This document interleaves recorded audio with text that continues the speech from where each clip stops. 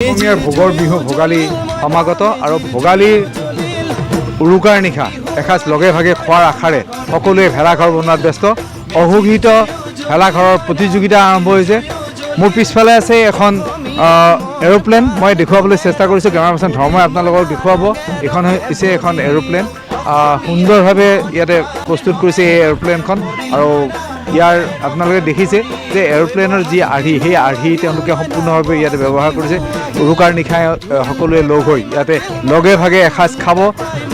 জীয়ৰী বোৱাৰী সকলো ইয়াতে উপস্থিত হৈছে, সকলোৱে আনন্দ কৰিছে। শিশুসকলেও ইয়াতে আনন্দ কৰিছে, যিহেতুকে এৰোপ্লেনৰ উঠাৰ সকলোৰে হেঁপাহ থাকে। সেই গাঁৱতেই তেওঁলোকে দেখা পাইছে সেই এৰোপ্লেন। মই জানিব বিচাৰিম যে এৰোপ্লেনৰ চিন্তা চৰ্চা কেনেকৈ আহিল? বিভিন্ন ধৰণে বিভিন্নজনে বনাই আছে।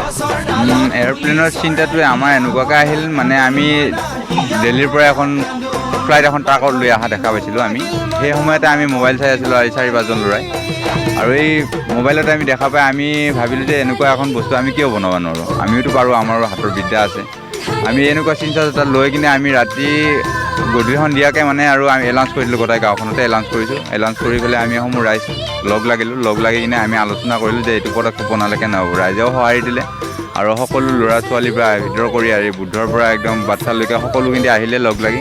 অহাৰ পিছত আমাক সেইখিনি প্ৰচেষ্টা আগবঢ়ালে, যে দিয়াৰ পৰামৰ্শ দিলে, সেই হিচাপত আমি আগবাঢ়ি গৈছোঁ।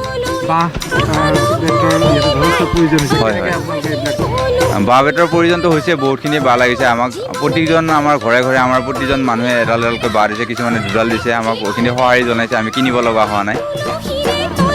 মই আৰু এটা কথা জানিছোঁ যে ইয়াতে আপোনালোকৰ ভোজ ভাত খোৱাৰ ব্যৱস্থা হ'ব নাই? হয় হয়, আছে। আমাৰ ভোজ ভাত খোৱাৰ কাৰণে সমূহ ৰাইজে লগ লাগি আমি প্ৰীতি ভোজৰ এটা আয়োজন কৰিছোঁ। আৰু মানে এই ভোজটো আমি এনেকুৱাকৈ আমি ভাবি ল'লোঁ, আমি ৰাইজে আলোচনা কৰিছোঁ, মিটিঙো পাতিছোঁ। পাতি আমি ভাবিছোঁ যে আমি সমূহ ৰাইজে লগ লাগি আমি এইখন ফিল্ডতে আমি এই উৰুকাৰ পিছদিনা দমাহীৰ দিনাখনে আমি ইয়াতে সকলো খেলা ধূলা পাতি কিনে আমি 1 তাৰিখৰ দিনা সমূহ ৰাইজে লগ লাগি ইয়াতে প্ৰীতি ভোজ এটা খাম। আৰু প্ৰীতি ভোজ খোৱাৰ সময়ত গধূলিকৈ আমি এই ফ্লাইটখন জ্বলাম। এইখন 50 ফুট দীঘল আছে। এক নতুন অনুভৱ, নতুন চিন্তা চৰ্চা, যে বিভিন্নজনে বিভিন্ন বনাইছে। আপোনালোকে এৰোপ্লেন বনাইছে, এতিয়া ইয়াতে এৰোপ্লেনৰ ইয়াতে আপোনালোকে খোৱা লোৱাৰ কি ব্যৱস্থা থাকিব? যিহেতুকে আপোনালোকে উৰুকাত নাখায়, বিহুৰ দিনা খাম বুলি কৈছে, কি ব্যৱস্থা? আমাৰ তাৰমানে উৰুকাৰ দিনাখনতো আমাৰ ঘৰত খাবই, উৰুকাৰ দিনাখন আমাৰ ঘৰত খাব।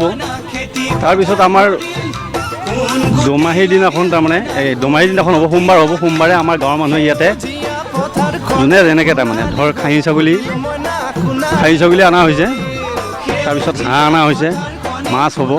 এনেকৈ আমি ফূৰ্তি কৰি গাঁৱৰ মানুহে তাৰমানে সেইদিনাখন, সেই সোমবাৰৰ দিনাখন আমি সেই সাজি এটা খাম।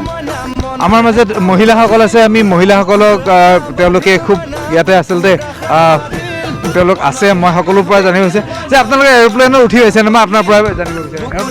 হয়, এনে হৈছিল এৰোপ্লেনত উঠি পোৱা নাই, এইখনতে উঠি পাইছোঁ।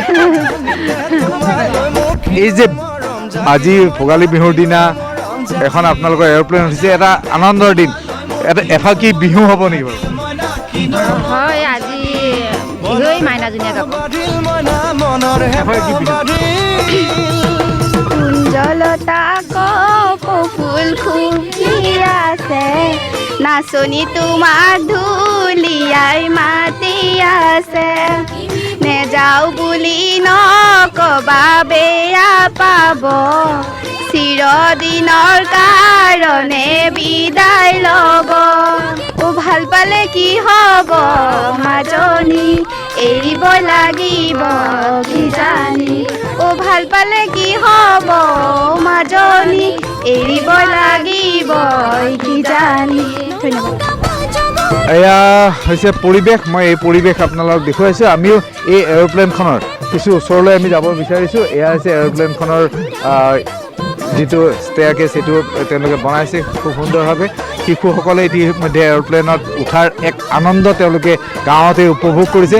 এক সুন্দৰ পৰিৱেশ, আৰু এই সুন্দৰ পৰিৱেশৰ মাজতে ভোগালীৰ বিহুৰ উৰুকাৰ নিশা তেওঁলোকে এতিয়া যিহেতুকে সকলোৱে নিজৰ নিজৰ ঘৰত ভোজ ভাত খাব বা নিজৰ ঘৰতে তেওঁলোকে আয়োজন কৰিব। সেইকাৰণে বিহুৰ দিনাখন তেওঁলোকে সকলোৱে মিলিজুলি এইখন পথাৰতে তেওঁলোকে খোৱাৰ ব্যৱস্থা কৰিছে। হাঁহে মাহে এসাঁজ তেওঁলোকে সেইদিনাখন বিহুৰ দিনাখন খাব আৰু এক সুন্দৰ পৰিৱেশ তেওঁলোকে সৃষ্টি কৰিছে। তেওঁলোকে এখন এৰোপ্লেন দেখি এই ধৰণে এৰোপ্লেন এখন বনোৱাৰ যি সপোন, সেই সপোনখন বনাইছে আৰু বহুতো মহিলাই এইটো কথা কৈছে যে তেওঁলোকে দিঠকত দেখা নাই যদিও, কোনোদিন এৰোপ্লেনত উঠা নাই যদিও এইখন এৰোপ্লেনতে উঠি তেওঁলোকে নিজৰ আনন্দ প্ৰকাশ কৰিছে।